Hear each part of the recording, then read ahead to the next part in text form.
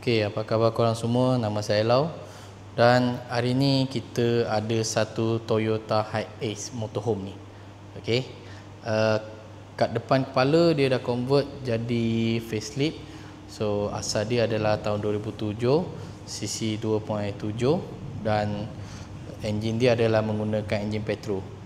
Okey, enjin dia sama guna dengan Toyota Fortuner 2.7 petrol. Kita dipanggilkan enjin 2TR. Kalau kita tengok sebelah tepi tu, owning dah ada tambah. So lampu LED pun dah convert. Untuk kereta ni owner dah tukar sport rim, tukar facelift depan dan sama juga buatkan body paint untuk keseluruhan motorhome ni. Owner ni dah pasang kamera 360. So menggunakan radio Android untuk motorhome ini.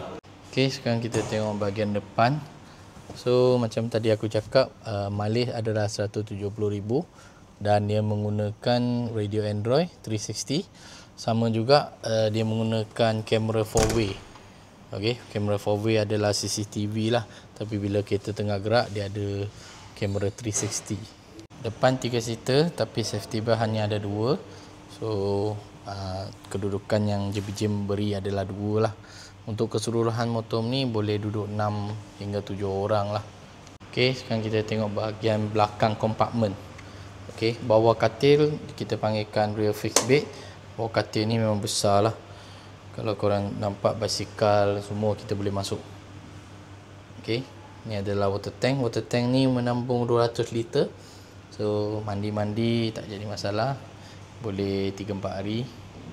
Belakang sama juga ada storage. Sini memang cross pergi kat bahagian bawah katil juga. Tangga dah ada, tingkap belakang pun dah ada, solar system pun dah ready. Okey. So untuk motor ni adalah sudah didaftar. Dah memang ada nombor plate. Ni adalah view dia sebelah kanan. Jom sekarang kita tengok bahagian dalam. Okey, kat tengah ni kita panggilkan launch yang bahagian tengah. So macam aku sebut tadi, belakang tu adalah satu katil. Okey, katil ni boleh tidur 2. Kalau dengan kanak-kanak mungkin boleh tidur sampai 3. Kat atas tu adalah storage compartment. Okey, 3 belah pun ada tingkap. So bagi orang yang suka nak lebih cahaya, so masa tidur boleh nampak view kat luar, memang sedap lah. Ini adalah view yang kita tengok daripada katil, tengok kat depan. Kat atas tu adalah tempat untuk tidur. Boleh tidur 2 orang hingga 3 orang juga. Kat tengah ni sama juga, kita boleh tidur 2 atau 3 orang. Okey, motor ni customer dah banyak refurbish dengan cushion, liner semua dah memang dah tukar baru. Okey, ni yang aku cakap tadi, ni adalah kamera 4-way. Boleh tengok bahagian luar.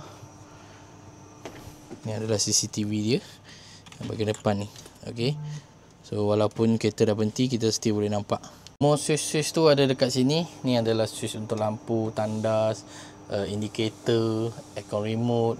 Semua adalah bawah pintu masuk entrance ni. Okey, dekat atas main entrance.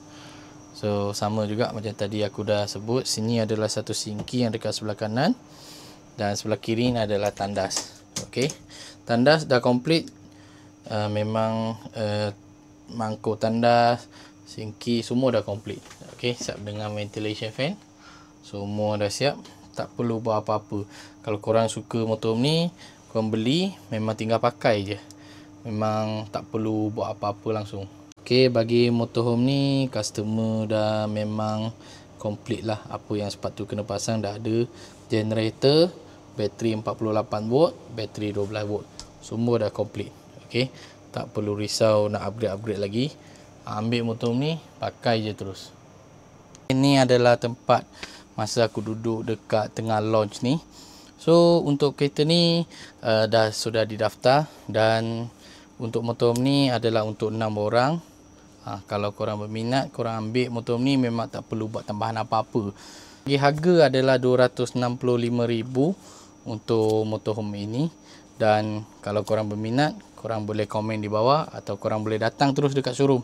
Kereta ni dah memang untuk ready for sale. dekat showroom sekarang. Okey, sekian untuk video kali ni. Kalau korang berminat, korang boleh share dan komen di bawah. Apa-apa yang video yang seterusnya korang berminat, boleh bagi tahu kat saya. Saya akan buatkan video yang seterusnya.